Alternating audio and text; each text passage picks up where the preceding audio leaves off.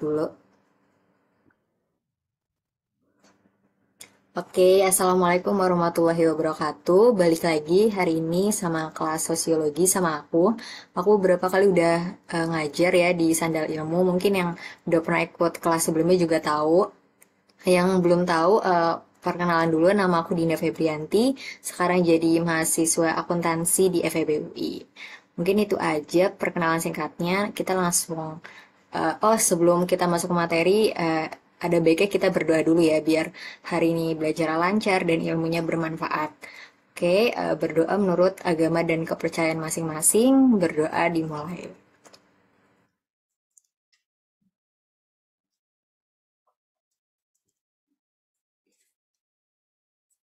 Berdoa dicukupkan. Oke deh, kita langsung masuk.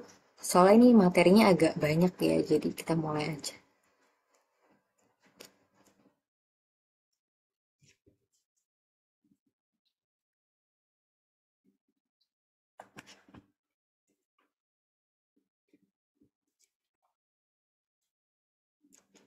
Oke, hari ini kita akan belajar sosiologi kelas 10. Judulnya ini penelitian sosial. Nah, karena ini materinya cukup banyak, jadi dari tim Sandal Ilmu bilang kalau materinya dibagi dua. Nah, untuk part keduanya itu insya Allah kalau nggak ada perubahan jadwal itu akan diadakan di minggu depan, di hari Selasa juga gitu ya. Jadi kali ini, oke, perkenalan lagi. Nama aku Dina Febrianti, asal SMA-nya dari Semano MHT. Terus sekarang pendidikannya di akuntansi FEB UI tahun pertama. Jadi sekarang masih semester 2 ya, baru masuk gitu. Jadi waktu SMA aku itu saintek, tapi kuliahnya akuntansi soshum, jadi linjur gitu ya. Terus domisilinya tinggalnya di Jakarta Utara.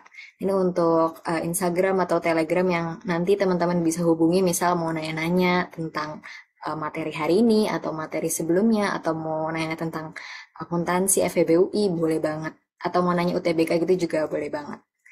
Eh, Mau chat jam berapapun terserah ya, bebas. Kalau misalnya lagi pegang HP ya insya Allah dibales. Gitu deh. Oke, kita next. Oke, buat teman-teman yang lagi bisa on cam nih, boleh on cam ya, temenin aku. Kalau misalnya emang lagi berhalangan, mungkin kayak dia aku nih sekarang lagi hujan deras gitu, misalnya jaringannya jadi susah gitu nggak apa-apa. Yang penting tetap merhatiin sampai nanti kelar materinya, sampai kita quizzes. Oke. Terus, nah ini yang udah aku bilang di awal, karena penelitian sosial ini materinya banyak, jadi kita bagi dua. Untuk hari ini kita cuma belajar dua subbab ini aja, ada dari pengantar. Nah, di pengantar ini kita akan belajar definisinya, terus ciri-cirinya, tujuannya, dan lain-lain. Terus yang kedua kita juga akan bahas tentang jenis dan metode dari penelitian sosial. Nah, nanti di minggu depan ya kita akan bahas tentang variabel, hipotesis. Jadi udah lebih dalam lagi nih tentang penelitian sosialnya gitu. Oh iya, macet-macet suaranya sekarang aman gak ya? Kalau sekarang aman nggak? Oke deh. Kalau misalnya ya, thank you. Ya kalau misalnya macet-macet kayak tadi nggak apa-apa ya, di chat aja. Jadi soalnya lagi hujan deras di sini. Oke, thank you. Oke, kita next dia langsung nih. Nah, ada pertanyaan nih. Menurut teman-teman, apa sih itu penelitian sosial? Nah, kira-kira ada yang bisa jawab gak nih? Eh, Jawabannya nggak ada yang salah ya, karena kan ini sifatnya pendapat ya. Jadi boleh yang tahu, boleh raise hand atau mau kirim ke chat juga boleh. Gimana? Apa itu penelitian? Oh, tadi Asep. Apa ini? Seblak. Kayaknya udah mulai on cam nih tadi. Gimana? Boleh guys. Ada yang tahu?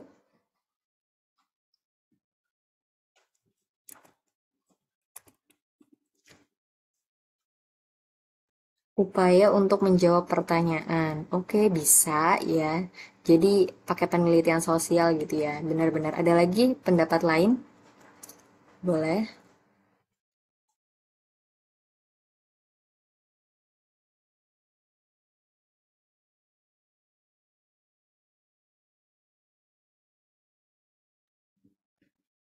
Oke deh, mungkin pada malu-malu kali ya, nggak apa-apa nih. Oke, ada lagi. Penelitian, kata Lutfia, penelitian yang tujuannya untuk mempelajari satu atau beberapa gejala dengan jalan analisis dan pemeriksaan yang mendalam terhadap fakta masalah yang disoroti dan kemudian diusahakan pemecahannya. Wih, sudah keren banget nih penjelasannya, bahasanya juga udah mantep banget gitu ya. Oke, ada lagi nih dari Marisa, katanya penelitian sosial itu kegiatan terstruktur yang dilakukan untuk memecahkan masalah. Jadi secara keseluruhan udah pada bener ya. Jadi kayak ada kegiatan yang dilakukan untuk memecahkan masalah. Mungkin intinya seperti itu. Oke, udah benar. Thank you yang udah jawab. Oke, kita langsung bahas aja. Nah, jadi untuk definisinya sendiri ada banyak tokoh yang mencoba mendefinisikan. Yang pertama ini ada dari Parson yang beliau mengatakan kalau penelitian sosial ini merupakan pencarian atas sesuatu secara sistematis. Nah, sistematis dengan penekanan bahwa pencarian ini dilakukan terhadap masalah-masalah yang dapat dipecahkan. Nah, maksudnya sistematis di sini tuh apa sih? Jadi sistematis itu maksudnya adalah menggunakan langkah-langkah logis, teratur, utuh, dan menyeluruh. Jadi pencariannya itu harus logis, harus menggunakan langkah-langkah yang logis, teratur, dan menyeluruh. Terus terhadap masalah-masalah yang dapat dipecahkan. Nah, emang ada ya masalah yang nggak dapat dipecahkan? Nah, maksudnya itu ada masalah, di sosiologi itu ada masalah yang tidak dapat dipecahkan itu karena mungkin nggak ada subjeknya, nggak ada sumber yang bisa kita tanya, sumber yang bisa kita cari, atau mungkin nggak ada objeknya, atau mungkin nggak ada dananya, atau waktunya itu tidak memungkinkan kayak butuh beratus-ratus tahun untuk dipecahkan gitu. Maksudnya seperti itu ya. Dan mungkin ada alat-alatnya yang tidak tersedia untuk memecahkan masalah itu. Kurang lebih gitu dari Parson. Yang kedua dari John, katanya penelitian sosial itu merupakan suatu pencarian fakta menurut metode objektif yang jelas untuk menemukan hubungan antar fakta dan menghasilkan hukum tertentu. Nah, maksudnya objektif di sini itu adalah keadaan yang sebenarnya tanpa dipengaruhi pendapat atau pandangan pribadi. Jadi dia sifatnya nggak subjektif tapi dia objektif. Jadi kalau di penelitian sosial ini kita mengenyampingkan dulu nih pendapat pribadi atau apa ya kayak semacam pandangan pribadinya dikesampingkan dulu karena kita di penelitian sosial ini harus pakai fakta-fakta yang ada gitu. Nah, kurang lebih gitu kata John. Terus kata terakhir Woody, katanya penelitian sosial ini artinya itu adalah mendefinisikan suatu masalah, terus memformulasikan hipotesis atau dugaan sementara. Ini yang akan kita bahas minggu depan ya, hipotesis. Terus ada membuat kesimpulan dan sekurang-kurangnya mengadakan pengujian yang hati-hati atas semua kesimpulan yang diambil untuk menentukan apakah hasil eh, hasil penelitian tadi itu cocok dengan hipotesis gitu. Ya kurang lebih jadi ini kayak tahapan-tahapannya ya. Pertama kita mendefinisikan dulu masalahnya. Masalahnya itu apa sih gitu. Terus setelah kita tahu masalahnya seperti apa, kita bikin hipotesis atau dugaan sementara dari pandangan kita, ya, dugaan aja gitu. Terus habis itu kita melakukan penelitian, kita membuat kesimpulan. Nah, dari kesimpulan ini kita bisa tahu kesimpulan akhirnya itu sesuai nggak sih sama hipotesis yang kita bikin di awal tadi. Jadi kurang lebih definisi dari penelitian sosial tuh dari para tokoh kayak begini. Ada yang mau ditanya dulu nggak untuk definisinya? Sebelum kita next ke selanjutnya. Boleh ya kalau mau nanya raise hand atau kirim ke chat. Atau private chat juga nggak masalah.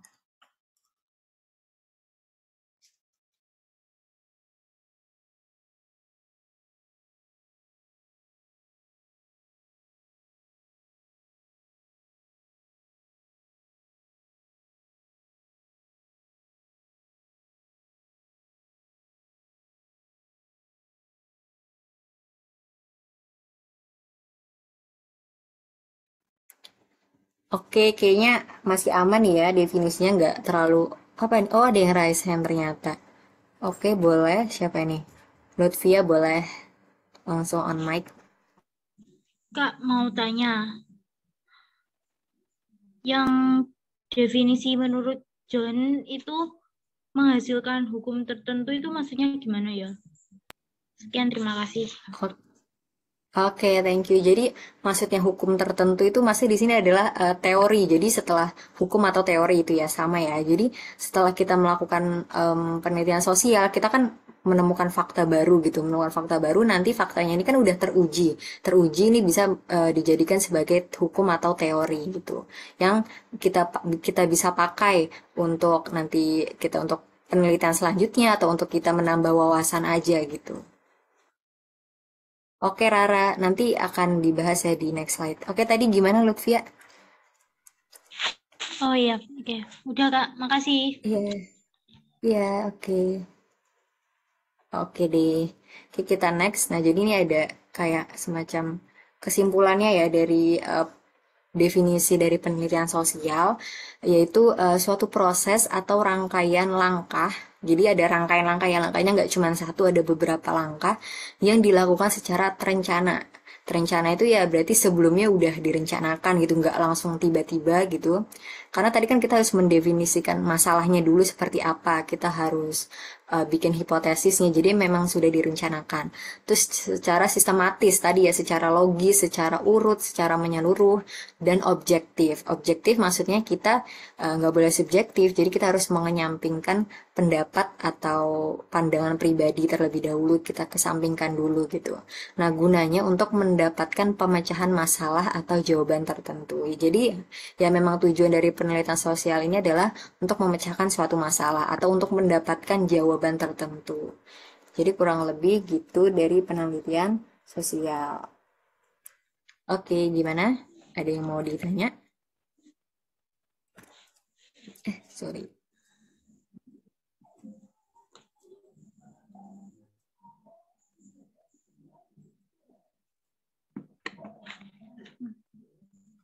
Oke, katanya aman. Kita next dulu ya. Nah, jadi penelitian sosialnya ada ciri-cirinya nih. Kira-kira ada yang bisa nyebutin gak nih? Apa sih ciri-ciri dari penelitian sosial? Boleh ya, raise hand atau mau dikirim ke chat juga boleh.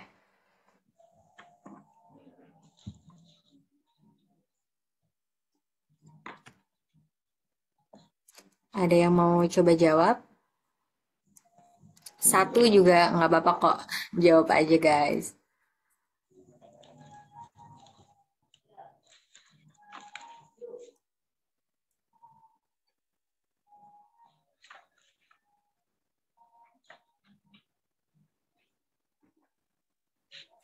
Katanya bersifat objektif, benar. Berdasarkan fakta, benar. Mirip ya kayak definisinya tadi.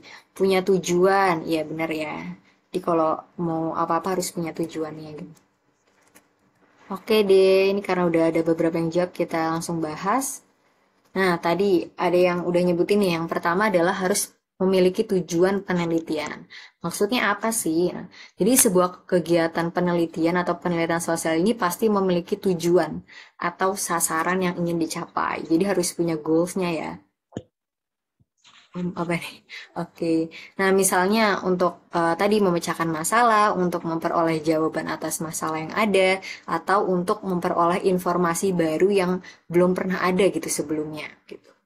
Nah, dengan begitu, seorang peneliti ini dapat fokus saat melaksanakan kegiatan penelitian dan terhindar dari pemikiran bercabang. Jadi dia nggak mudah terdistraksi dengan hal-hal lain. Jadi ketika di awal udah punya tujuan yang jelas, penelitinya juga jadi lebih fokus. Ya udah ke tujuan itu aja, nggak usah mikirin yang lain-lain dulu. Jadi pemikirannya juga nggak jadi bercabang.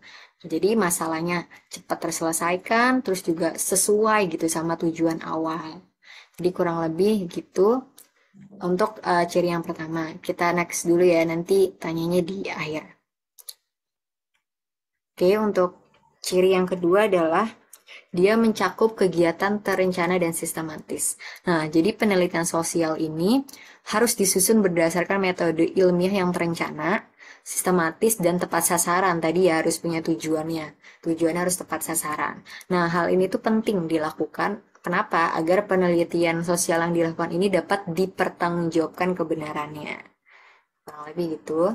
Terus yang terakhir, sebenarnya banyak ya tujuan dari penelitian sosial, tapi di sini aku cuma ambil tiga, tiga aja, tapi banyak sebenarnya masih ada tujuan-tujuan yang lain. Nah, tujuan yang ketiga ini, proses pencarian data ini dilakukan secara sorry bukan tujuan ya, ciri. Ciri dari penelitian sosial yang ketiga ini, proses pencarian datanya itu dilakukan secara objektif. Tadi ya udah disebut berkali-kali di awal, harus objektif, nggak boleh subjektif gitu. Nah, dalam melaksanakan penelitian, setiap peneliti atau yang melakukan penelitian ini wajib memiliki sikap objektif dan sifatnya netral. Jadi nggak ada di pihak manapun gitu ya dalam melakukan pencarian data. Nah, hal ini penting. Kenapa? Agar data yang dikumpulkan ini sesuai fakta. Jadi nggak campur aduk sama pendapat pribadi gitu. Ya udah sesuai fakta aja. Kalau faktanya A ya A, walaupun pendapat kita ke B ke C. Jadi ya emang kalau ada faktanya A ya udah A gitu. Itu yang kita pakai. Itu data itu yang kita pakai karena kita harus mengenyampingkan sikap subjektif saat melakukan penelitian sosial. Gitu kurang lebih. Ada yang mau ditanya? Boleh.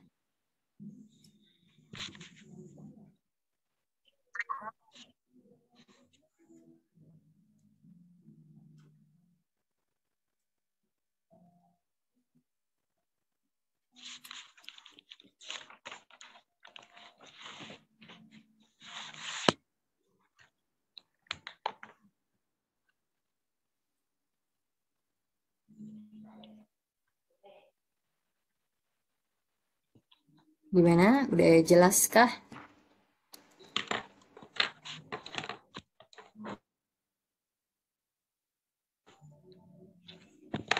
Oke, ini udah ada yang jawab jelas. Oke deh, kita next ya. Nanti kalau ada yang mau nanya tentang materi ini juga it's okay, nggak apa-apa. Oke, selanjutnya kita akan bahas tentang tujuannya. Tadi udah tahu nih ciri-ciri dari penelitian sosial, sekarang kita bahas tujuannya. Untuk apa sih kita melakukan penelitian sosial gitu kan? Nah, kira-kira ada yang mau coba jawab gak nih? Kayak poinnya aja deh, nggak usah dijelasin, nggak apa-apa. Kenapa sih kita harus melakukan penelitian sosial? Buat apa sih gitu? Ada yang mau coba jawab? Boleh.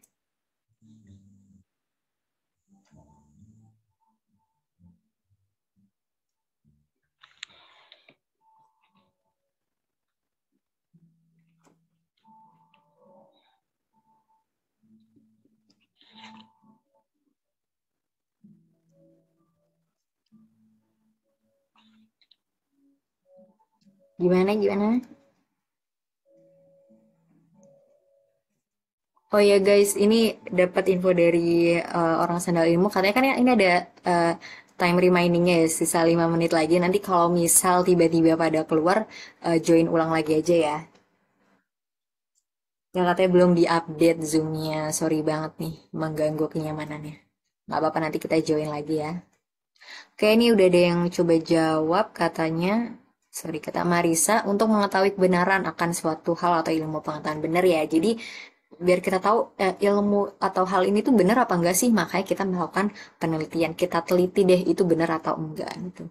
Terus kata Vira, untuk pengembangan ilmu pengetahuan atau nambah pengetahuan ilmu yang baru, benar ya, karena kan mungkin aja dari setelah kita melakukan penelitian ditemukan nih fakta-fakta baru, ditemukan ilmu-ilmu baru yang bisa nambah pengetahuan atau nambah ilmu yang sudah ada gitu. Oke, udah pada keren-keren jawabannya, kita langsung bahas ya. Kita next yang pertama. Tadi udah dijelasin, udah disebutin juga katanya untuk memperoleh ilmu pengetahuan yang baru. Bener ya. Jadi setiap penelitian yang dilakukan ini bisa setelah kita melakukan penelitian sosial, mungkin aja nih ada ilmu-ilmu pengetahuan baru yang sebelumnya belum pernah ada, tapi kita temukan setelah kita melakukan penelitian sosial ini gitu. Terus yang kedua, oke, yang kedua adalah pengembangan ilmu pengetahuan. Nah, selain untuk memperoleh pengetahuan yang sebelumnya udah ada, penelitian ini juga bisa untuk mengembangkan ilmu pengetahuan yang udah ada. Jadi, mungkin sebelum dilakukan penelitian sosial tuh ilmu pengetahuannya itu masih sedikit gitu, masih sedikit tentang ilmunya ini, tapi setelah diteliti lagi ternyata jadi lebih luas lagi, lebih banyak lagi ilmu-ilmu barunya. Jadi bisa dikembangkan lagi nih ilmu-ilmu pengetahuan yang sudah ada gitu. Dan yang selanjutnya adalah menguji kebenaran dari ilmu pengetahuan. Bener ya, yang tadi udah disebutin juga. Jadi setelah kita melakukan penelitian sosial kita jadi tahu ya, ilmu pengetahuan yang kita udah pakai selama ini tuh benar atau enggak sih, jadi diuji lagi kebenarannya. Jadi mungkin aja gitu yang kita pakai selama ini tuh salah, tapi karena udah biasa dipakai jadi kesannya benar, tapi ya belum tentu itu benar. Jadi di penelitian sosial ini kita uji kembali kebenarannya dengan hipotesis yang udah kita bikin di awal, terus dengan nanti kesimpulan yang ada di akhir, kita bandingkan deh gitu kebenaran dari ilmu pengetahuan ini. Gitu deh, ada yang mau ditanya? Oh ya, sebenarnya tujuannya banyak ya. Aku juga cuman ambil tiga yang apa ya, yang paling relevan dan ya sebenarnya udah mencakup semuanya sih. Tapi kalau mau di breakdown lagi banyak gitu tujuan dari penelitian sosial. Gitu. Oke, gimana? Ada yang mau ditanya-tanya?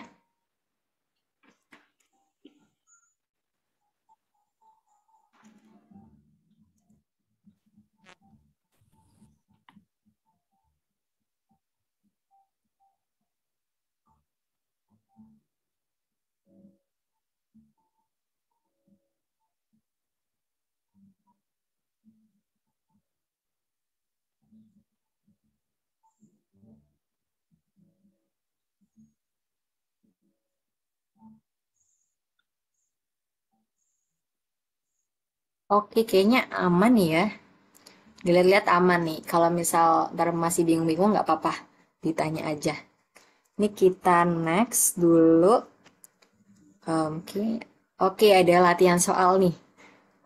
Peneliti harus selalu mendasarkan pikiran dan pendapatnya pada logika serta menimbang berbagai hal secara objektif sesuai data yang ada. Dengan demikian, seorang peneliti harus memiliki cara berpikir yang mana nih, yang komunikatif kah, atau skeptis, atau kritis, atau terbuka, atau tertutup? Oke, ada yang bisa jawab gak nih?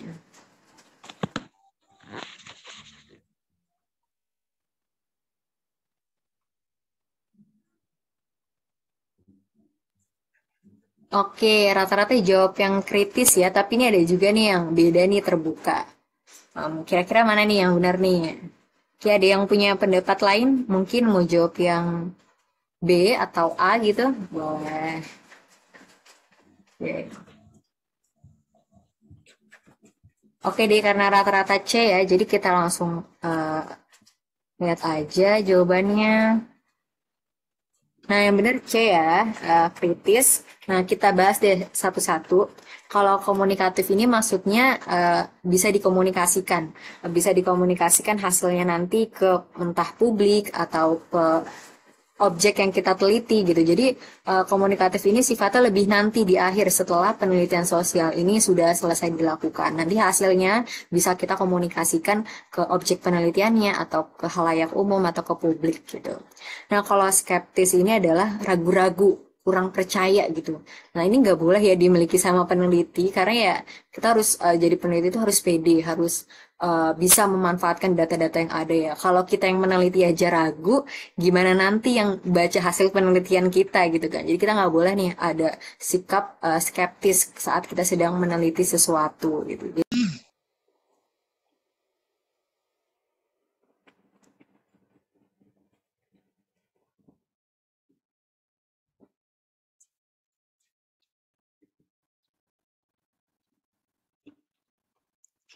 Oke, tadi potong sampai skeptis ya. Ya jadi tadi ya skeptis itu artinya sikap yang ragu-ragu atau ya kurang percaya diri gitu ya, saat kita sedang meneliti. Ini nggak boleh ya tadi. Kenapa nggak boleh? Karena kalau yang kita yang meneliti aja kita ragu-ragu, gimana yang nanti baca hasil penelitian kita gitu. Jadi kita nggak boleh ragu-ragu. Jadi kita harus bisa nih udah manfaatin aja data yang ada. Kalau emang data itu sesuai fakta ya kenapa harus ragu gitu. Oke, terus yang benar ini kritis ya. Jadi ya tadi kita harus pakai logika, terus kita harus menimbang segala sesuatu secara objektif, nggak boleh subjektif. Nah, jadi harus berpikir kritis. Nah, kenapa sih jawabannya nggak terbuka? Jadi kalau terbuka ini lebih ke sikap di mana kita menerima segala ide, segala argumen yang ada, segala data-data atau sudut pandang atau informasi yang ada. Jadi kita terbuka kan hal-hal itu. Atau kita menerima perbedaan yang dibutuhkan nanti untuk meneliti, untuk melakukan penelitian. Jadi bukan terbuka ya, terbuka itu tadi lebih menerima. Oke, udah diterima aja, nanti baru data-data yang kita terima ini kita teliti lagi gitu. Nah, kalau tertutup ya kebalikannya ya dari terbuka. Jadi kayak kalau tertutup itu kita udah nggak mau denger sumber data dari yang lain-lain, kita nggak mau cari info-info yang lain, udah sesuai keyakinan kita aja itu nggak boleh ya. Karena tadi ya penelitian sosial kan harus sesuai fakta-fakta yang ada. Dan kita kan mungkin aja nggak tahu semua fakta-fakta yang ada, jadi kita harus cari lagi, kita harus gali lagi dari sumber-sumber yang lain gitu. Nah, kalau yang berpikiran tertutup ini dia nggak mau melakukan itu, jadi dia benar-benar menutup dirinya dari informasi-informasi yang ada gitu. Oke, itu kurang lebih penjelasan nomor satu. Ada yang mau ditanyain?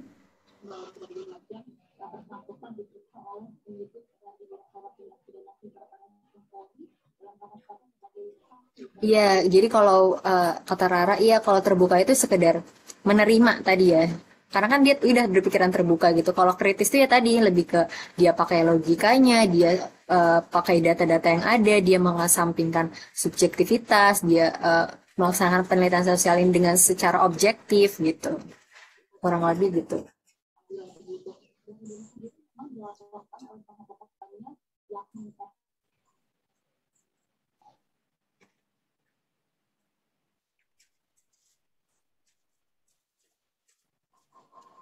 Iya, jadi kalau kritis kan namanya berpikiran kritis ya. Jadi setelah kita udah dapat info yang ada, kita kelola lagi sesuai logika kah, terus kita timbang-timbang lagi ke objektivitasannya gitu. Jadi kurang lebih ya kayak gitu. Enggak. Kalau terbuka kan ya udah menerima segala info yang ada, nanti di penelitian kita teliti lagi gitu. Oke deh, kita next ada satu lagi soalnya nih. Seorang peneliti dituntut harus memiliki cara berpikir ilmiah atau reflective thinking, yaitu sebagai berikut. Kecuali, nah mana nih yang nggak boleh dimiliki oleh seorang peneliti?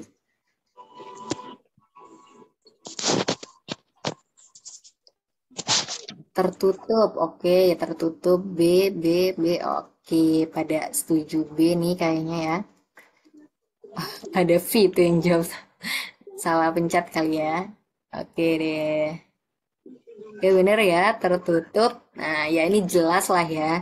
Kalau jujur ya pasti harus jujur. Nggak boleh, datanya nggak boleh diada-adain gitu. Kalau memang nggak sesuai fakta, datanya nggak ada, ya jangan gitu. Jangan dimasukin ke penelitian sosial. Karena nanti kalau dari datanya aja udah kita ada-adain, nanti pasti hasilnya kan juga nggak sesuai gitu.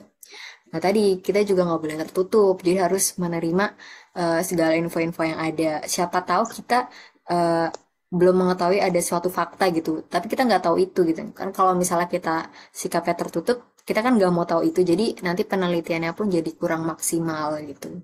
Nah, tadi kita juga harus berpikir kritis, kita harus objektif dan harus berpikir analitis. Analitis atau kayak kemampuan untuk menganalisis atau mengatasi suatu masalah itu berdasarkan informasi yang udah dikumpulin. Jadi dari informasi tadi kita analisis untuk menyelesaikan masalah gitu. Oke, kurang lebih kayak gitu. Oke deh, kita next. Oke, ada soal lagi nih. Sebelum dilakukan penelitian, telah dipikirkan langkah-langkahnya terlebih dahulu. Nah, pernyataan tersebut menunjukkan bahwa penelitian harus apa nih? Terencana atau tertutup atau bertujuan kompeten atau terbuka. Kira-kira apa nih jawabannya? Udah banyak yang jawabnya. A, oh ada yang C, bertujuan. Oke, A, terencana. Oke. Ada dua jawaban ya. Oh, sorry banget. Ada geledek gede banget. Oke deh. Oke, kita langsung bahas. Oke, yang bener terencana ya. Kenapa sih bukan yang lain-lain gitu? Kan ini udah dibilang kalau telah dipikirkan langkah-langkah sebelumnya gitu, sebelum dilakukan penelitian. Berarti artinya dia udah merencanakan kan, udah tahu nih masalah apa sih yang mau diteliti, udah tahu nanti kira-kira metode apa sih yang mau dipakai, udah tahu nanti kira-kira hipotesisnya seperti apa sih. Jadi udah dipikirin dulu nih langkah-langkahnya gitu. Jadi penelitian ini harus terencana gitu. Terus tadi ya kalau tertutup lagi-lagi nih nggak boleh. Jadi langsung kita coret jawabannya.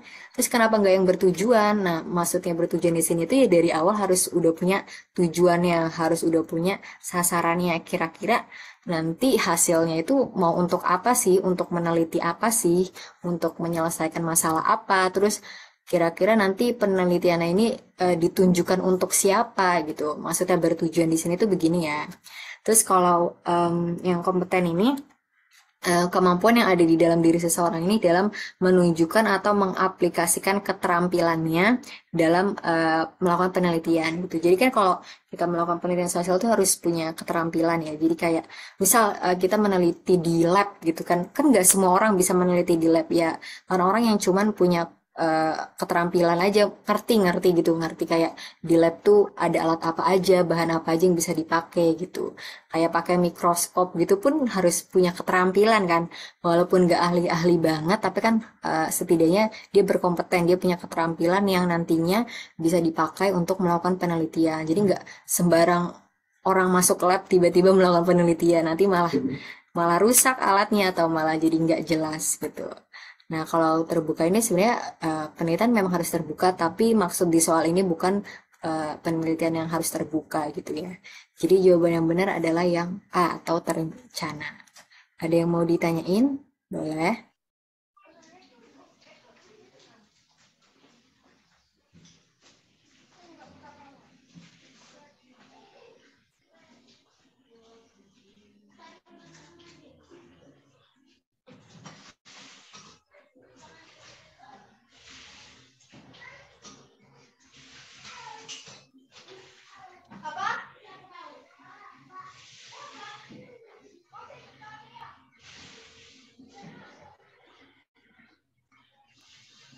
Oke, katanya lanjut Kak. Oke deh, kita lanjut ya. Kayaknya gampang sih ini ya. Gak sulit gitu. Oke deh. Kita lanjut. Nah, kita udah masuk ke subbab berikutnya, yaitu jenis dan metode dari penelitian sosial. Kira-kira ada yang bisa nyebutin gak nih? Kan banyak ya jenis sama metode penelitian sosial.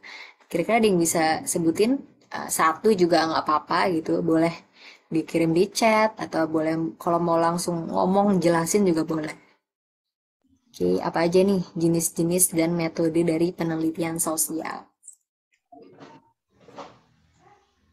Survei, oke benar kata Tiara survei. Bisa ya kalau kita kan suka ada tuh ngisi kuesioner gitu kan. Nah itu juga termasuk penelitian sosial. Tuh. Ada lagi contoh lain selain survei? Observasi, ya observasi ini kayak turun langsung ya, turun langsung ke lapangannya. Jadi kita ikut langsung ngeliat gitu.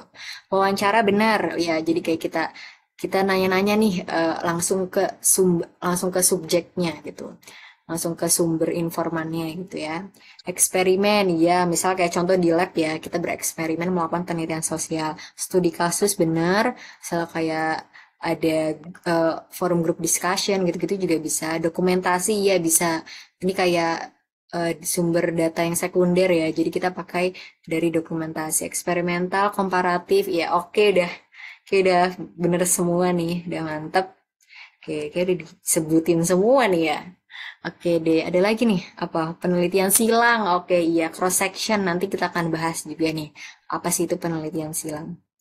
Oke deh, langsung kita next kali ya.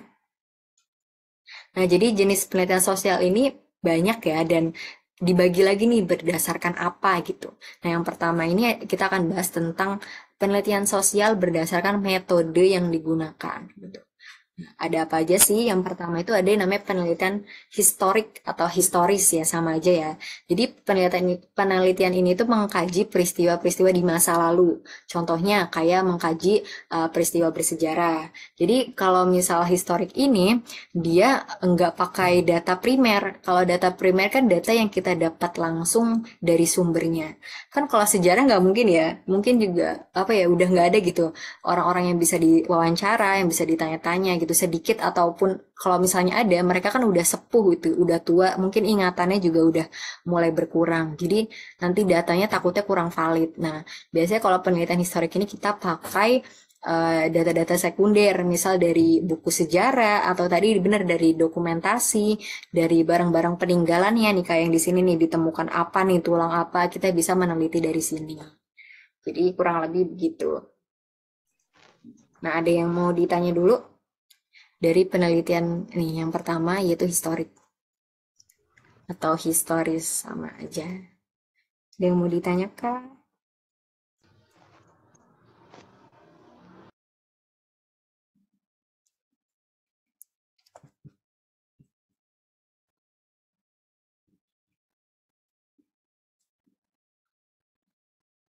Kayaknya diem-diem aman nih ya. Oke, apa nih? Oke, next. Sepertinya tidak ada. Oke, kita next. Yang kedua nih, penelitian survei. Tadi ya yang udah dijelasin, udah disebutin, sorry. Jadi penelitian survei ini penelitian untuk memperoleh informasi dari berbagai individu atau kelompok. Ya, jadi banyak yang nggak cuma satu kalau survei. Nah, melalui bisa lewat wawancara atau kita menanyakan langsung, kita memberikan sejumlah pertanyaan ke narasumbernya atau ke subjek penelitiannya gitu. Atau lewat angket. Angket ini kayak mirip kuesioner gitu ya, misalnya kayak di Google Form. Misalnya ada teman kalian lagi meneliti pengaruh jam tidur terhadap produktivitas seseorang, misalnya gitu. Akhirnya dia nanya nih ke teman-temannya lewat Google Form gitu. Kira-kira kalau yang tidurnya 8 jam lebih produktif gak sih sama yang cuma tidur 5 jam gitu. Misalnya dia nanya-nanya kayak gitu ke temennya lewat Google Form gitu ya, lewat survei atau lewat angket ini. Terus atau mengambil sampel dari suatu populasi dan menggunakan kuesioner. Ya, tadi menggunakan kuesioner udah dibahas.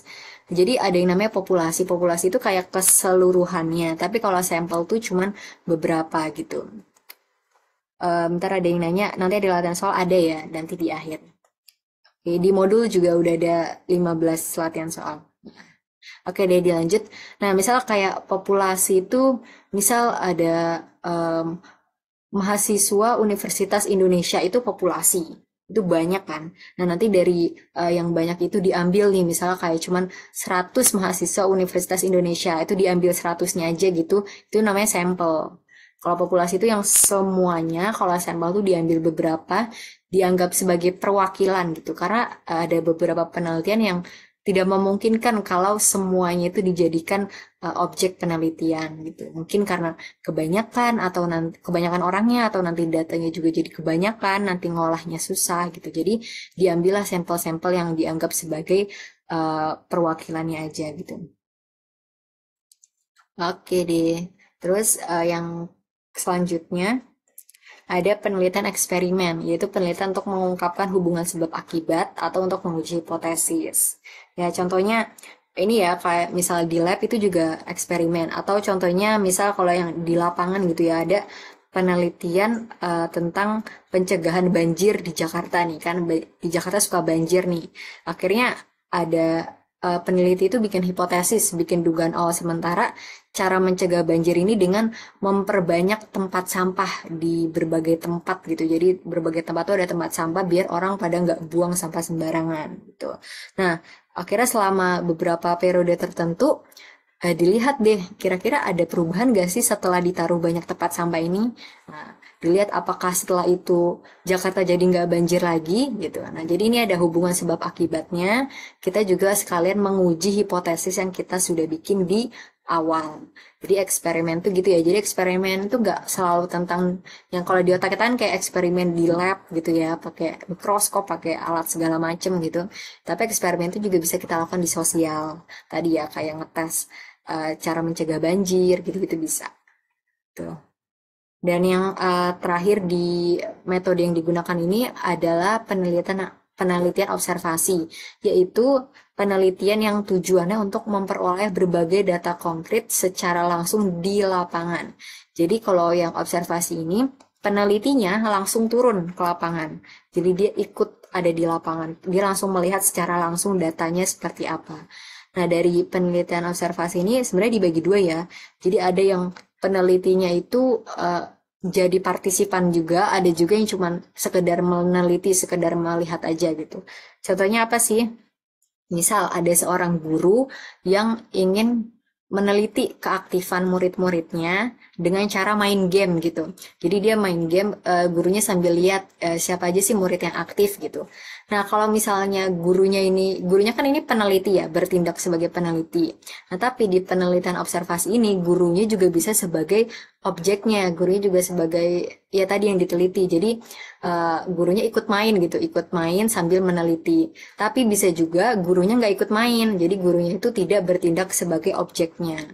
Jadi bisa dibagi dua ya, bisa penelitinya itu bisa jadi partisipan ataupun sekadar meneliti aja, nggak ikutan gitu, nggak jadi partisipan. Jadi kurang lebih gitu dari yang berdasarkan metode yang digunakan. Ada yang mau ditanya sebelum kita bahas jenis-jenis yang lainnya? Ada yang mau ditanyakan?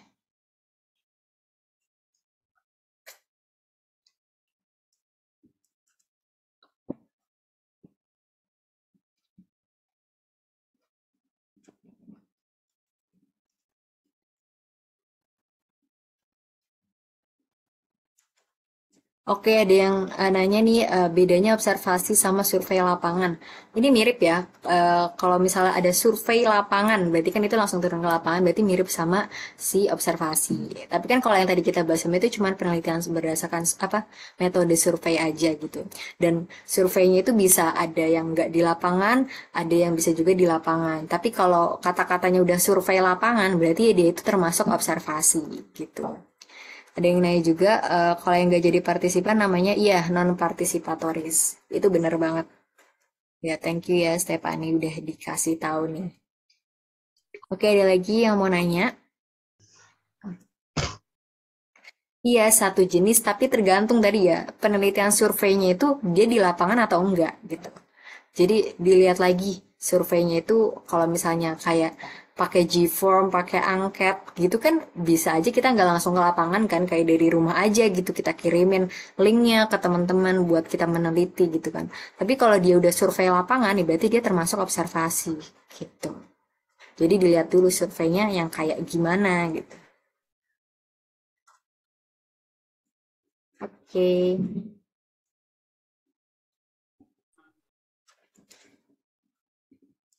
Oke, kita next dulu ya. Nanti boleh kalau mau nanya-nanya lagi. Nah, yang kedua ini jenis penelitian sosial berdasarkan bidang ilmunya. Nah, maksudnya apa sih?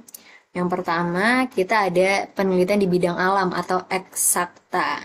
Ini adalah penelitian tentang segala yang ada di alam, ya kan bidang alam ya. Khususnya tentang seluk-beluk makhluk hidup, lingkungan dan komponennya. Jadi kalau yang bidang alam ini lebih ke, kalau kita mungkin nyebutnya saintek gitu ya, anak-anak IPA gitu yang tentang makhluk hidup, tentang lingkungan, tentang hewan, kayak tentang yang ada di alam. Tuh. Contohnya misal kita meneliti tentang manfaat dari tanaman obat-obatan atau kita meneliti tentang perilaku binatang, misal perilaku kucing gitu ya.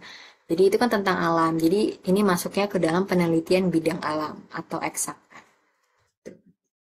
Nah, yang kedua, ketebak lah ya. Berarti kalau yang satunya alam, saintek, satunya sosum gitu ya. Yang kedua ini berdasarkan bidang ilmu yaitu penelitian bidang sosial dan humaniora. Ini penelitian mengenai politik, ekonomi, sosial budaya, etnografi, pendidikan, ya, yang suku-suku gitu, terus pendidikan dan lain sebagainya. Misalnya contoh kita mau meneliti tentang apa sih penyebab dari tingkat pengangguran di Indonesia yang begitu tinggi gitu. Ini kan nanti masuknya ke ekonomi gitu. Atau kita mau meneliti tentang keberagaman budaya itu juga bisa atau meneliti tentang politik pendidikan bisa. Dan ini nanti semua masuk ke penelitian di bidang sosial dan humaniora gitu. Ini kayaknya cukup gampang ya bedain dari yang tadi ilmu alam sama yang sosial dan humaniora. Oke, ada yang mau ditanya? Boleh.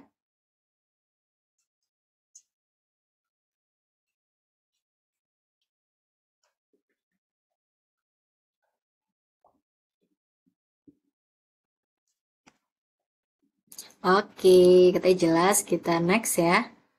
Nah, yang ketiga ini jenis penelitian sosial berdasarkan tempatnya, tempat dilakukan penelitiannya. Jadi ada yang pertama penelitian laboratorium. Jelas ya, berarti ini penelitian yang dilakukan di tempat khusus, yaitu ya di laboratorium dengan menggunakan alat-alat khusus juga, contohnya pakai mikroskop dan alat-alat di laboratorium lainnya gitu ya.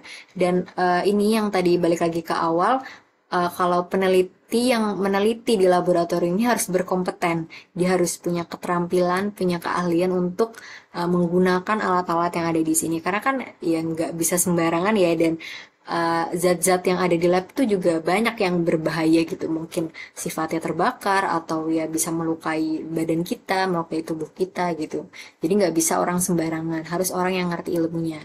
Ataupun kalau misalnya emang ada penelitian terbuka gitu ya, siapapun boleh masuk lab, ya tetap harus didampingi sama yang ngerti gitu. Jadi misal nanti ada kejadian sesuatu saat meneliti, jadi bisa langsung diatasi. Ini jelas lah ya, yang pertama laboratorium. Yang kedua adalah penelitian lapangan. Ini yang observasi tadi ya, atau survei lapangan. Ya, ini penelitian yang tujuannya untuk mendapatkan data konkret berdasarkan kehidupan yang sebenarnya. Jadi dia langsung turun ke lapangan gitu untuk meneliti. Terus kalau ya tempatnya ada di lapangan langsung, di tempat kejadiannya langsung gitu. Selanjutnya adalah penelitian perpustakaan. Nah, berarti diadakannya di perpustakaan. Maksudnya apa sih? Jadi penelitian ini tuh untuk mengumpulkan data dari informasi dengan bantuan dari berbagai sumber yang ada di perpustakaan. Atau kalau kita bisa sebut ini datanya sekunder. Jadi datanya tuh nggak langsung dari sumbernya. Kita pakai mungkin kita pakai penelitian-penelitian yang sebelumnya yang udah pernah dilakukan gitu kan oleh ilmuwan-ilmuwan, kita pakai deh ilmunya gitu. Terus atau mungkin kita baca lagi dari buku-buku lainnya gitu, dari sumber-sumber lainnya, atau bisa juga dari internet gitu juga bisa ya. Ini masuk ke penelitian perpustakaan, jadi nggak langsung dari sumbernya. Karena mungkin tadi ya keterbatasan, kita nggak bisa nih ketemu sama subjek penelitiannya, kayak mungkin tadi yang historis kan kita nggak mungkin nanya orang yang udah nggak ada gitu, atau yang mungkin masih ada tapi ingatannya udah terkikis ya, udah mulai lupa-lupa gitu. Jadi kita bisa pakai penelitian-penelitian sebelumnya atau sumber-sumber yang ada gitu. Oke, ada yang mau ditanya? Ini contohnya skripsi kan Kak, kalau misalnya di kuliah. Oh, iya bener banget. Ya kalau skripsi kan biasanya kalau orang udah lagi nyusun skripsi gitu ya, di seharian gitu di perpustakaan, baca-baca jurnal, ya tadi baca penelitian yang sebelumnya yang udah pernah dilakukan oleh orang lain, kita pakai deh data-datanya untuk melengkapi penelitian kita, untuk jadi sumber data penelitian kita gitu. Kan tadi juga tujuan dari penelitian sosial kan untuk mengembangkan ilmu yang udah ada. Jadi sebenarnya ini penelitian ini udah pernah nih dilakukan orang lain, tapi kita mau meneliti lagi, siapa tahu kita menemukan fakta-fakta baru, menemukan ilmu-ilmu baru gitu. Oke.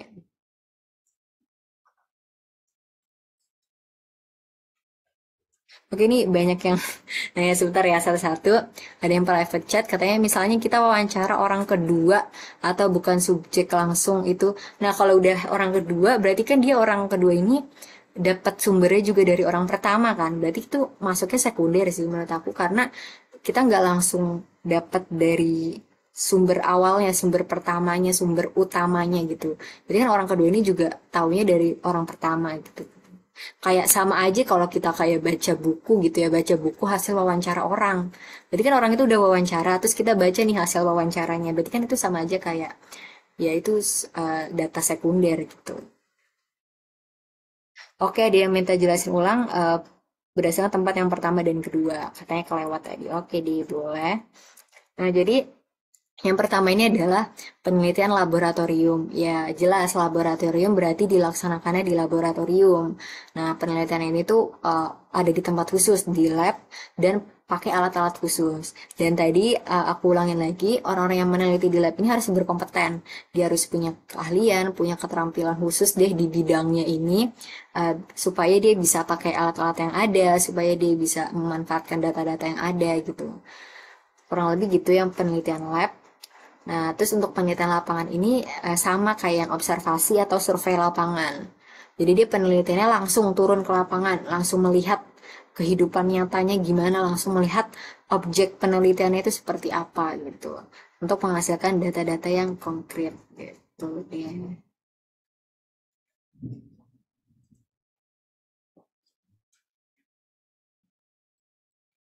Aduh, banyak nih ya.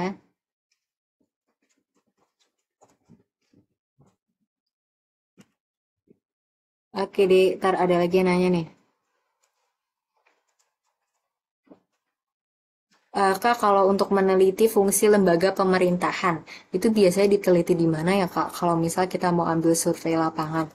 Em, Kalau langsung survei lapangan, lembaga pemerintahan mungkin agak susah ya. Mungkin kalau kita nggak punya istilahnya akses untuk langsung nanya ke sumbernya. Misalnya kita kayak langsung nanya ke menteri gitu kan, mungkin kayak agak gimana gitu kan. Kita bukan bukan siapa-siapa juga gitu, bukan bukan termasuk orang penting gitu istilahnya.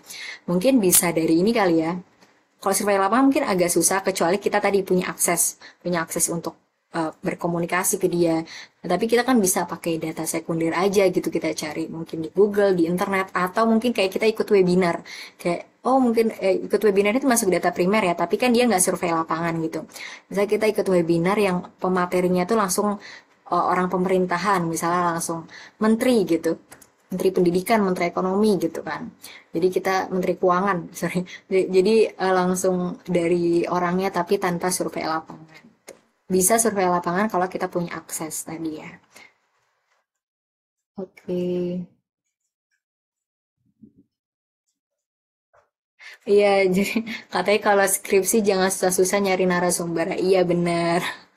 Ya tapi kalau misalnya kita punya akses, kenapa enggak? Jadi kan penelitian kita juga jadi lebih konkret kan datanya karena benar-benar langsung dari orangnya gitu. Ya itu nanti masalah tadi kita udah punya akses atau belum. Kurang lebih gitu ya kalau ke lembaga pemerintahan tadi. Oke, kayaknya udah semua kejawab. Oke deh, kita next dulu ya. Oke, yang selanjutnya ini ada jenis penelitian sosial berdasarkan wujud datanya. Nah, ini dibagi lagi nih jadi 3 bagian. Yang pertama dari cara memperolehnya. Ini yang udah kita omongin nih dari tadi ya, data primer dan data sekunder. Nah, jadi data primer ini merupakan data yang didapat langsung dari sumber utama dan pertama. Misalnya seperti kita wawancara langsung ke sumbernya. Misalnya kita lagi meneliti organisasi di suatu RT atau RW gitu ya. Jadi kita langsung nanya nih ke ketua RT-nya, ke ketua RW-nya. Kita langsung wawancara beliau gitu. Ini termasuk data primer atau hasil survei. Jadi kita surveinya langsung ke uh, sumber utamanya gitu. Nah, kalau data sekunder merupakan data yang didapat tidak langsung dari sumber utama, melainkan dari sumber kedua. Seperti misalnya, kalau kita mau nyari data kependudukan, kan nggak mungkin ya kita mendata satu persatu gitu. Penduduk Indonesia ada berapa gitu kan nggak mungkin kita catat satu-satu. Bahkan kita untuk mencatat di skala RT yang kecil aja itu susah. Atau bahkan kayak keluarga besar kita sendiri aja tuh susah, banyak banget gitu kan datanya. Nah, makanya kita dibantu nih sama BPS, Badan Pusat Statistik. Kita udah tinggal lihat aja, udah tinggal pakai aja data mereka. Dan insya Allah ini konkret karena ya emang BPS ini kan tugasnya untuk itu ya, untuk membawakan data-data seperti itu. Oke guys, ini kayaknya kena limit lagi ya. Nanti kalau kalau misalnya kelempar lagi, kita join lagi aja. Oke, oke deh. Nah, ini kurang lebih gitu. Oh, ada lagi nih contoh dari data sekunder, misal kayak data pasien gitu kan. Pasien di rumah sakit kan banyak ya, dan kita juga mungkin sebagai suster atau dokter yang merawat pun belum tentu hafal semuanya karena saking banyaknya. Tapi kan di bidang administratifnya itu ada tuh data-data pasiennya itu namanya siapa, alamatnya di mana, penyakitnya apa gitu. Jadi ini untuk cara memperolehnya. Oke, kita next dulu. Yang kedua, berdasarkan sifatnya. Ada namanya data kuantitatif dan kualitatif. Nah, kuantitatif ini merupakan data yang dinyatakan dalam bentuk angka, numerik ya. Jadi dia ada angkanya. Misal data jumlah penduduk, misal kayak penduduk Indonesia berapa ratus juta, gitu kan ada gitu. Atau usia, misalnya berapa tahun, 17 tahun, 18 tahun. Jadi dia bisa dinyatakan dalam angka gitu. Atau tinggi badan. Tinggi badan ini juga kan ada nih kayak tinggi badan misalnya 150 atau 155,5. Jadi dia bisa dinyatakan dalam angka. Berat badan pun ada bisa dinyatakan dalam angka ya, ada satuannya bisa 40 kilogram dan lain sebagainya. Nah, tapi kalau data kualitatif, data yang kedua ini merupakan data yang dinyatakan dalam bentuk deskripsi. Jadi dia itu tidak bisa dinyatakan dalam angka gitu.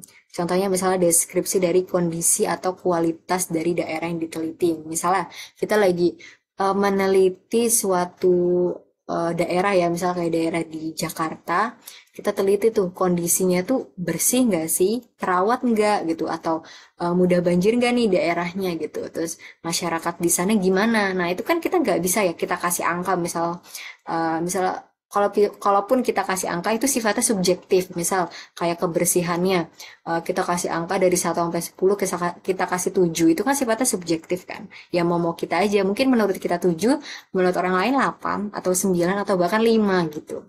Jadi kualitatif ini dia nggak bisa dinyatakan dalam angka. Kita next dulu. Yang ketiga ini berdasarkan sumber yang diperoleh. Jadi ada yang namanya data intern dan data extern. Jadi kalau intern ini ya dari dalam ya, internal. Jadi merupakan data yang didapat dari internal suatu organisasi, lembaga atau apapun yang sedang kita teliti gitu. Misal kayak ada kita ambil nih, kita mau meneliti suatu perusahaan. Kita meneliti kenapa sih ini perusahaan profitnya kok naik terus tiap tahun, padahal lagi di era pandemi, kenapa dia masih bisa menghasilkan profit yang sebegitu besarnya gitu. Nah, akhirnya kita lihat nih data-datanya dari data jumlah karyawannya, data keuangannya, data pengeluarannya. Nah, ini kan data-data ini kan pasti ini ya dipunyai sama perusahaan, pasti apa ya, bisa kita langsung dapetin dari perusahaannya. Pasti perusahaan itu punya data ini gitu. Jadi kita nggak perlu nyari data-data lagi di luar. Kita langsung tanya aja gitu ke perusahaannya gitu. Nah, yang kedua adalah data ekstern, ya kebalikannya, yaitu data yang didapatkan dari luar atau eksternal organisasi ataupun apapun itu yang kita sedang teliti. Misal tadi ya, kita kan meneliti tentang perusahaan yang selalu menghasilkan profit yang tinggi walaupun sedang krisis ekonomi, sedang di era pandemi gitu. Nah, kita lihat nih, kita kumpulin data ekstern, data dari luar perusahaannya. Misalnya kita lihat data penjualan produk kompetitornya atau pesaingnya gitu. Kita kumpulin juga nih data dari luar perusahaan, misalnya pesaingnya ada si A, ada si B, ada si C, kita kumpulin, kita bandingin. Kira-kira apa sih yang membuat perusahaan ini tuh bisa tetap menghasilkan profit walaupun sedang krisis ekonomi atau sedang ada kondisi-kondisi tertentu. Jadi kurang lebih kayak gitu. Oke, ini kayak ada yang nanya, bentar ya.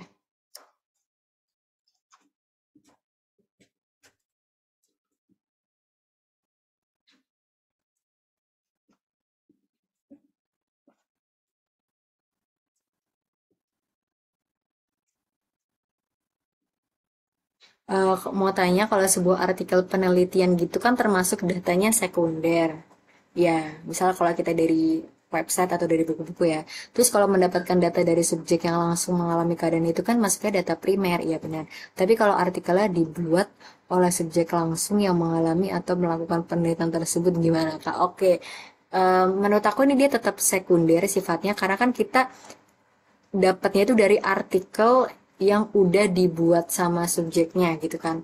Dia tetap tetap sekunder. Kenapa? Karena kita nggak langsung dari mulut si siapa? Mulut si sumbernya ini ya. Jadi kita dari sumber kedua gitu kan. Jadi dia udah nulis dulu, terus abis itu kita baca hasil tulisannya. Itu kan sama aja kayak kita baca skripsi orang, kita baca jurnal orang. Ya itu kan juga hasil pandangannya dia gitu, hasil apapun yang dia alami, akhirnya dia tuangkan dalam bentuk tulisan, terus kita baca tulisannya. Itu masuknya data sekunder. Kurang lebih gitu.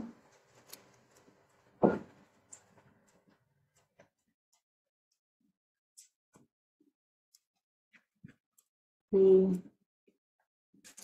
Ada lagi nih kalau kayak benda-benda artefak gitu, kayak batu makam, bukti sejarah yang sifatnya tangible atau yang ada bentuk fisiknya gitu ya.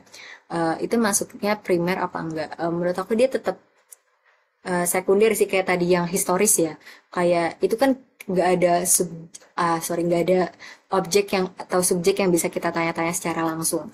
Kayak dari benda-benda itu kan kita harus melakukan penelitian lagi, kita harus teliti lagi kira-kira ada apa nih dari peninggalan-peninggalan ini.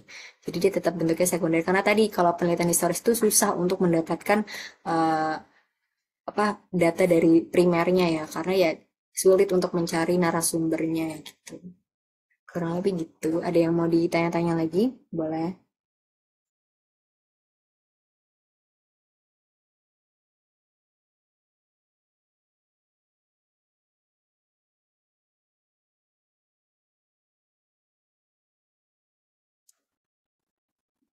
Oke deh, kita next dulu ya. Jadi boleh kalau tanya-tanya lagi boleh ke private chat juga boleh. Oke, nah yang terakhir nih, jenis penelitian sosial berdasarkan waktu pengumpulannya. Ini tadi yang udah disinggung di awal, ada yang nyebutin data silang atau cross section. Apa sih itu ya? Nah, kita bahas. Jadi, berdasarkan waktu pengumpulannya ada dua jenis. Ada data silang atau cross section atau data berkala atau bujur atau longitudinal. Nah, untuk data silang ini jenis data yang dikumpulkan sewaktu-waktu pada periode tertentu. Jadi data ini hanya menyatakan kondisi pada waktu saat data itu diambil saja. Maksudnya apa sih? Kita kasih contoh ya. Misal kita mau mencari data penjualan produk di bulan Maret. Ya udah, berarti kita cari datanya yang bulan Maret aja, kita teliti datanya yang bulan Maret aja. Jadi pada periode tertentu aja gitu. Atau misal kita mau meneliti data jumlah penduduk di tahun 2020. Ya udah kita cari aja tuh data yang di tahun 2020 tuh jumlah penduduknya berapa sih? Kita teliti gitu, mengalami kenaikan kah atau keturunan kah dari periode sebelumnya. Jadi di periode tertentu aja. Nah, tapi kalau data berkala ini kebalikannya ya, ini jenis data yang diambil secara kontinu, secara terus-menerus dan berkala dari waktu ke waktu. Jadi dia ada range waktunya ya. Misalnya dari kapan sampai kapan gitu. Nah, ini fungsinya untuk mengetahui perkembangan dari objek yang sedang diamati. Misal, kita pengen tahu nih ada data impor beras. Data impor beras pada tahun 2000 misalnya dari 2018 sampai 2020. Itu kan ada range waktunya ya. Dari kapan sampai kapan gitu. Kita pengen tahu nih impor beras ini mengalami perkembangan gak sih atau mengalami penurunan gak sih gitu. Nah, mungkin karena di 2020 kita ada COVID-19 gitu ya. Di 2019 juga kira-kira impor berasnya ini berubah nggak sih, naik atau enggak sih, atau turun gitu. Kita pengen tahu tuh perkembangannya seperti apa dari data berkala ini. Oke, ini zoomnya bentar lagi kayaknya kelempar. Gak apa-apa, nanti kita join lagi ya. Ini udah less than 1 minute. Ada yang mau ditanya? Boleh.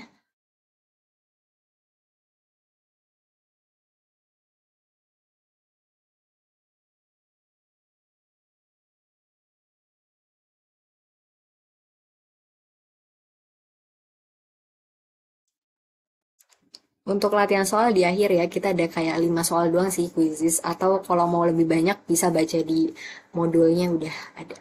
Ini juga tadi di tiap subbab gitu kita selipin juga nih latihan soalnya gitu.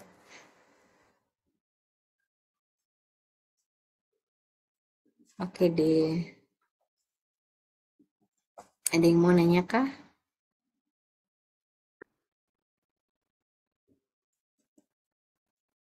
Oke guys, kita lanjut lagi. Sorry nih kelempar-lempar terus ya. Gak apa-apa. Oke. Ada yang mau ditanya-tanya gak nih? Kita udah habis ini yang jenis dan metode dari penelitian sosial. Setelah ini ada latihan soal, habis itu kita quiz 5 soal. Kira-kira ada yang mau ditanya dari yang sebelum-sebelumnya, mungkin nih tampilin nih yang sebelum-sebelumnya nih. Ada yang berdasarkan sumber yang diperoleh, intern, extern, terus kuantitatif, kualitatif, primer, sekunder. Ada juga yang perpus, lapangan, lab. terus berdasarkan bidangnya ada yang saintek, ada juga yang sosial humaniora. Terus ada lagi yang tadi berdasarkan metodenya ada yang observasi, eksperimen, survei, dan historis. Kalau ada yang mau nanya, boleh ya. Ini kayaknya ada yang private chat, bentar ya. Oke, misal taunya dari desas-desus atau omongan warga.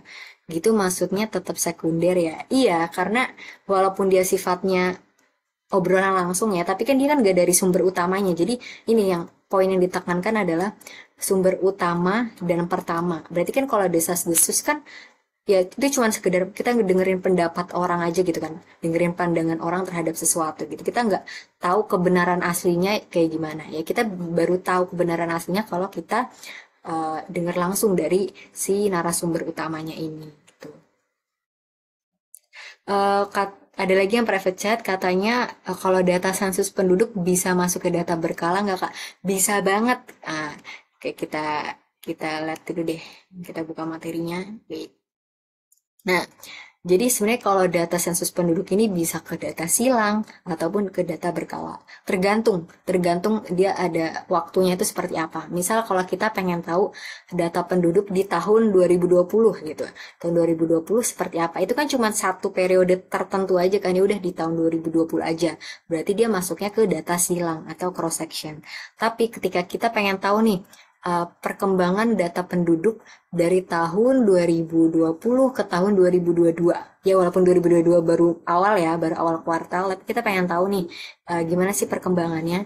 Nah itu kalau udah ada range waktunya, misalnya dari tahun kapan sampai kapan, dari kapan sampai kapannya itu masuknya ke data berkala atau bujur atau longitudinal. Jadi tergantung dia mintanya di 1 tahun aja atau di beberapa tahun gitu. Kalau 1 tahun masuk ke data silang, kalau beberapa tahun ada range waktunya dia masuknya ke data berkala. Gitu deh. Oke. Gimana? Ada yang mau nanya lagi? Boleh?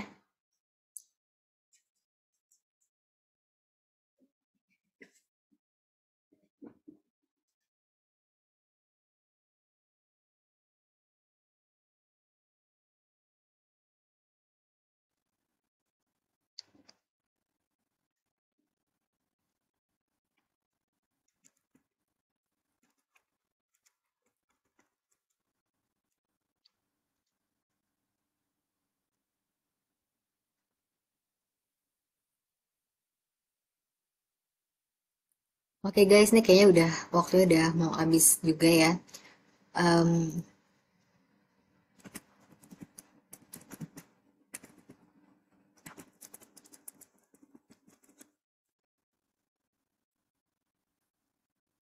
Oke, kita next dulu aja ya.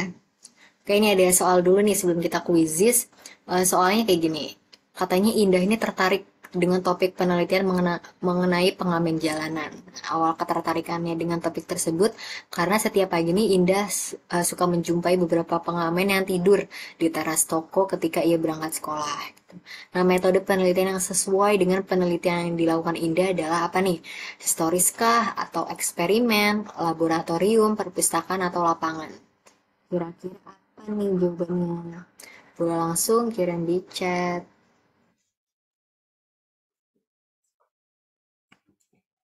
Oke, lapangan-lapangan. Oke, di lapangan semua bener ya. Jawabannya lapangan. Kenapa? Karena nggak mungkin historis ya. Kan itu masih dalam apa ya? Waktunya kan masih saat itu gitu. Jadi cuman kayak kemarin dia sering lihat, jadi akhirnya dia mau melakukan penelitian. Kalau historis kan kayak yang sejarah yang udah lama gitu. Itu historis. Nah, eksperimen sebenarnya nggak perlu harus eksperimen misal sampai dibawa ke lab gitu sama kayak yang C ini ya. Jadi udah sekedar langsung turun observasi ke lapangan aja gitu. Dia langsung melihat, mungkin kayak dilihat kesehariannya pengamen itu ngapain, terus apa bener dia nggak punya tempat tinggal gitu sampai harus tidur di teras toko setiap harinya gitu. Terus ya pokoknya dia langsung turun deh ke lapangan, langsung mengamati secara langsung gitu. Dan ini nggak harus dibawa ke perpustakaan ya, karena kan ya objek utamanya kan tadi si pengamen. Ya mungkin bisa aja ke perpustakaan, tapi setelah kita dapat data dari pengamennya, misalnya kayak kita udah setelah meneliti turun ke lapangan kita udah tahu nih, oh ternyata pengamenan itu gini gini gini gini, terus kita mau melanjutkan penelitian kita, akhirnya kita pergilah ke perpustakaan mencari sumber-sumber informasi yang ada, itu bisa. Tapi kan untuk tahap pertamanya itu ya bisa dilakukannya dengan langsung turun ke lapangan atau observasi. Oke deh.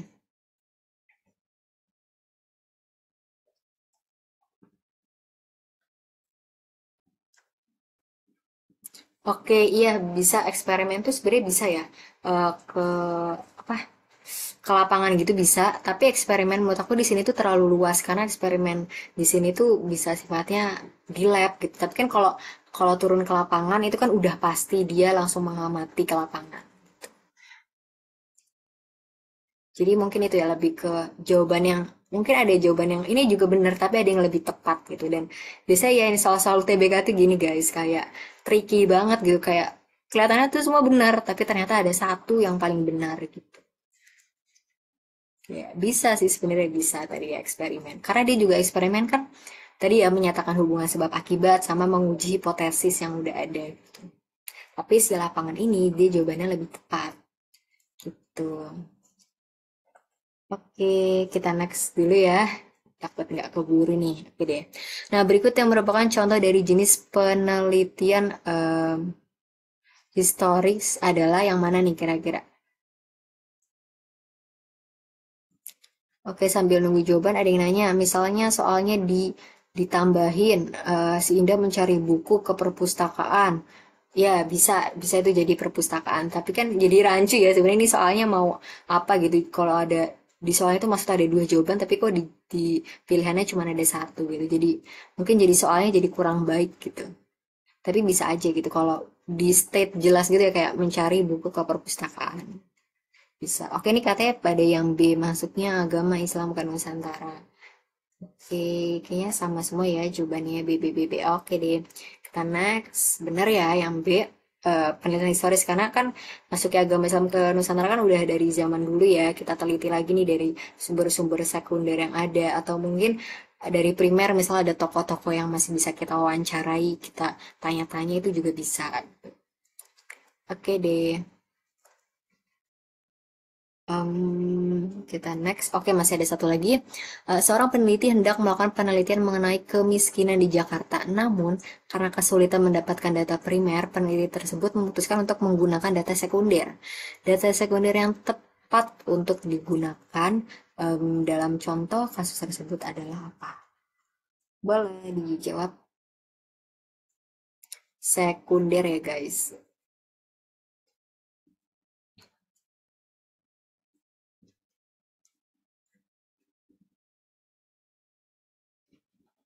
Oke, udah dia banyak yang jawab ya di studi pustaka. Oke, bener ya. Karena kan sifatnya sekunder tadi. Kan kalau survei atau observasi ini kan bisa wawancara itu kan primer ya. Walaupun survei bisa aja sekunder, tapi kan ini termasuknya si primer gitu. Nah, studi pustaka ini kan kayak misal kita baca-baca nih dari sumber buku, kira-kira apa sih yang menyebabkan penyebab-penyebab kemiskinan tuh apa sih? Terus kita hubungin lah sama kondisi yang ada di Jakarta gitu.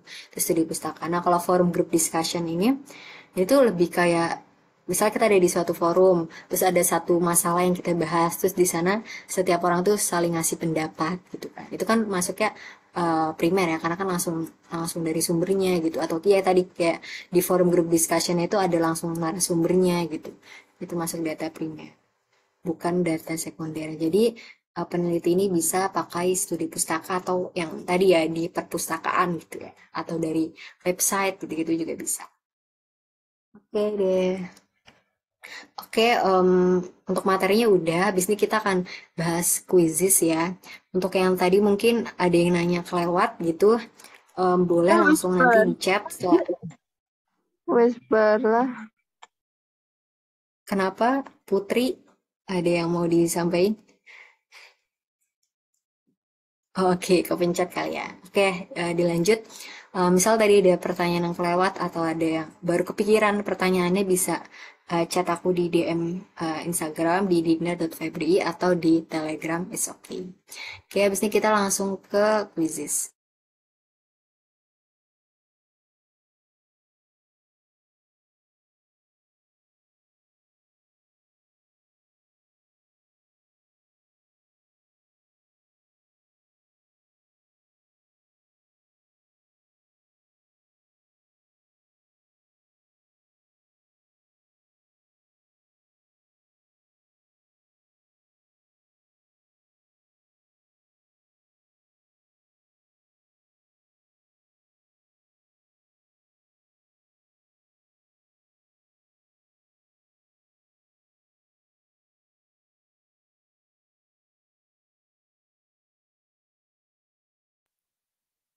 Oke, langsung bisa dibuka quizisnya atau klik link yang ada di Zoom. Iya, yang nggak bisa ikut quizis nggak apa-apa, yang penting nanti didengerin penjelasannya aja. Tapi yang bisa ikut ya. Jadi kita tahu nih eh, kemampuan kita sejauh ini seperti apa gitu. Kita latihan soal. Oke, mana nih? Oh, udah ada nih 2 orang. Yuk, yuk, yuk, langsung join aja.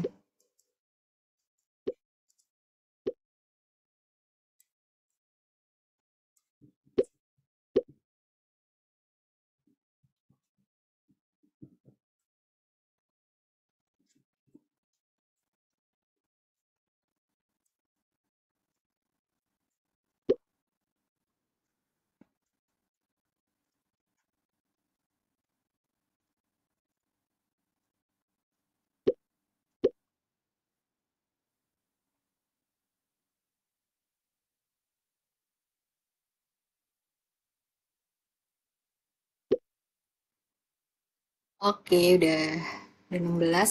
Kita mulai 5.22 kali ya kita mulai. Kayak masih mau join boleh.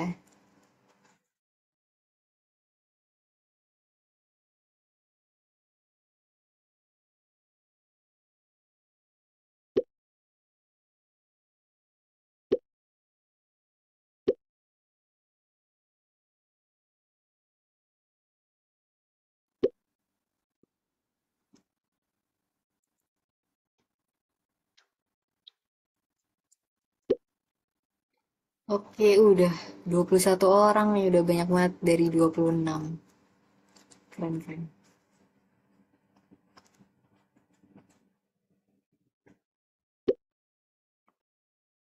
Oke, nambah lagi 22.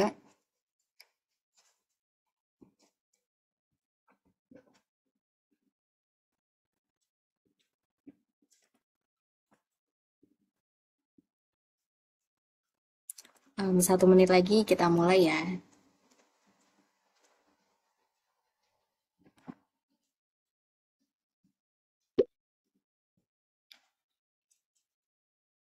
Buat yang belum isi presensi, boleh sambil diisi dulu.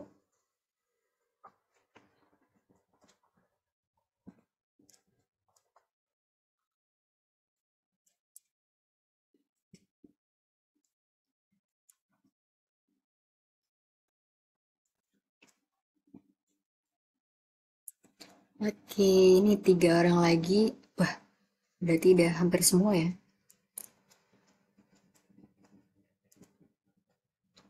Oke deh, kita mulai aja kali ya. Udah mau 22 juga nih. Oke, ini soal pertama. Ada 5 pertanyaan ya. Jenis data yang dikumpulkan sewaktu-waktu pada periode tertentu disebut dengan data kuantitatif. Ayo, jangan ketukar.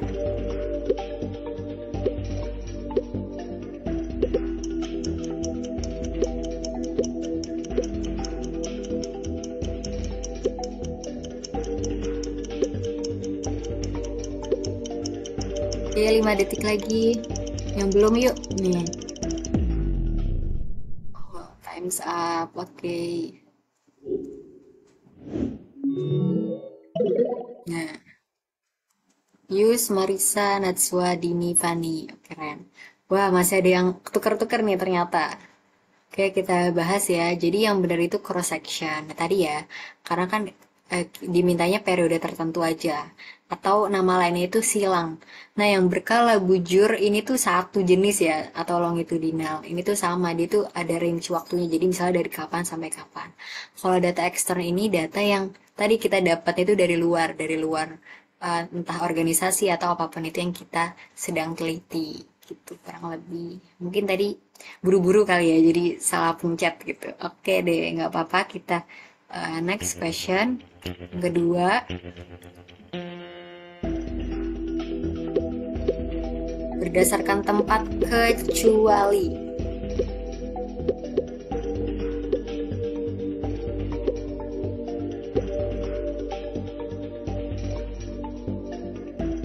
Oke, 15 detik lagi. 6 orang lagi nih belum jawab nih, boleh langsung dijawab. Oke, 5 detik. Kecuali ya, jangan salah pencet. Oke, habis. Kita lihat leaderboardnya. Oh, masih. Oh, udah kegeser Dini nih sekarang di atas. Dini Marisa Jose. Oke. Jadi kecuali yang FGD ya. Oke, tadi ini masih ada yang jawab laboratorium sama perpustakaan. Nggak apa-apa. Jadi aku bahas lagi untuk yang berdasarkan tempat itu ada 3 ya. Ada yang laboratorium berarti dia di lab atau di tempat khusus. Perpustakaan berarti ya dia di perpustakaan, data sekunder gitu ya. Terus atau lapangan, jadi kayak data yang observasi, jadi langsung turun ke lapangan penelitiannya. Kalau FGD ini enggak ya, dia bukan tempat. Oke, dia metodenya aja gitu. Oke, kita next ke soal ketiga. Data impor beras dari tahun sekian ke tahun sekian. Jenis data apa tuh?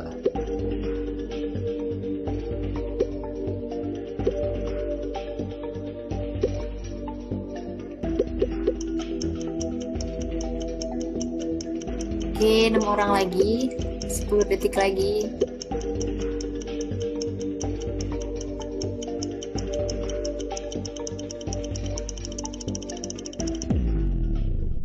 Oke, habis ya waktunya.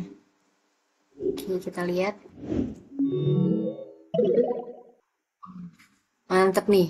5 teratasnya belum kegeser. Oke, yang bener yang berkala ya. Nih yang hijau nih. Masih ada yang jawab intern, extern. Oke, nggak apa-apa. Ya, tadi ini kan yang ditekankan ini ya, 2010 sampai 2020. Berarti dia masuknya ke berkala atau tadi ada nama lainnya bujur atau longitudinal. Oke, langsung kita next.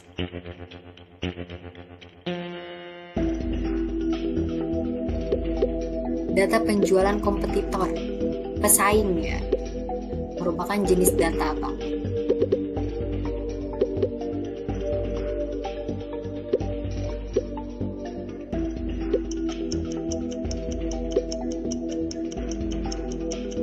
Oke, 10 detik lagi, masih ada 4 orang lagi nih belum jawab. Oke, habis waktunya. Oke, kita lihat.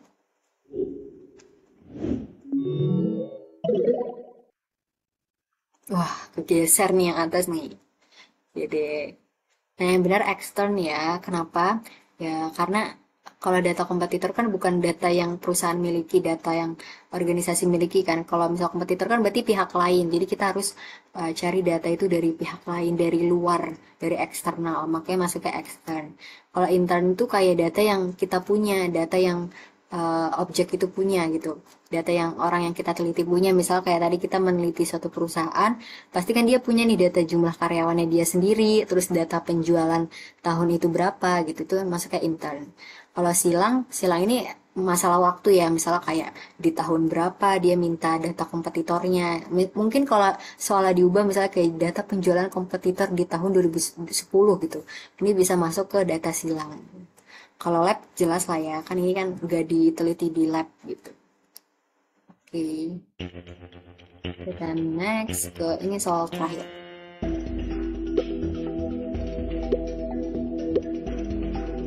Penelitian yang tujuan untuk memperoleh berbagai data konkret secara langsung di lapangan. Data apa nih?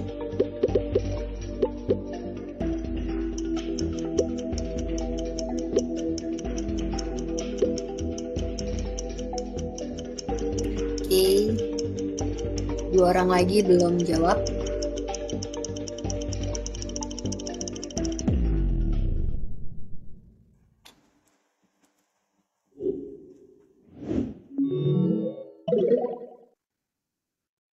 Oh, Dini naik lagi nih. Mantap, mantap. Oke deh. Benar observasi ya. Karena tadi yang kalau udah dijelasin secara langsung di lapangan itu observasi. Kenapa survei enggak? Sebenarnya survei bisa langsung di lapangan. Tapi kan ada jenis survei yang enggak langsung di lapangan. Misal kayak tadi kita nyebar angket gitu lewat Google Form, lewat link kan bisa aja kita dari rumah gitu. Kita nggak langsung turun ke lapangan. Jadi survei ini salah. Yang lebih tepat adalah observasi. Deh. Oke, udah habis. Nah, pertanyaannya. Oke, kita lihat nih, siapa nih? Oh, ketiga ada Natsua, Marisa, Dini. Oke. Selamat nih yang udah ada di podium ya. Yang lainnya juga udah keren-keren banget, tuh udah 100%. Oke, kita close. Nah, mungkin itu aja materi sama latihan soal hari ini. Nanti dibaca-baca lagi aja di modulnya tuh lebih lengkap. Ada 15 latihan soal juga. Atau nanti mungkin mau tanya-tanya bisa kontak aku di bentar, di ini IG-nya. Boleh ya? Oke, ada yang mau ditanya dulu nggak nih sebelum kita tutup nih?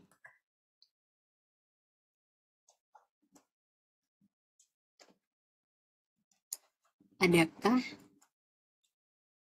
Oh, modulnya di-share di grup di Telegram. Ini udah masuk grup belum nih? Harusnya udah ya, karena kan udah dapat linknya ya. Belum. Oke, nanti bisa chat kali ya ke orang sendal ilmunya lewat IG. Oke, nanti bisa di chat. Atau mungkin nanti chat aja ke akun aku tadi nih, dinda.febri. Nanti aku bantu untuk masuk ke grupnya. Oke. Oke, karena udah 5.30 ya guys, waktunya udah habis. Karena tadi kita mulai dengan doa, kita tutup juga nih dengan doa supaya ilmu yang udah kita pelajari bermanfaat, berguna, terus nyantol terus di kepala nih, apalagi yang mau UTBK gitu atau mau lagi ujian ya. Sekarang tuh lagi musim-musim PTS gitu ya, lagi ujian. Oke, kita tutup dengan doa menurut agama dan kepercayaan masing-masing. Berdoa dimulai.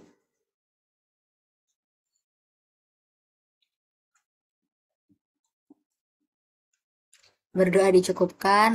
Thank you guys yang udah dateng. Aku tutup. Wassalamualaikum warahmatullahi wabarakatuh. Thank you semua.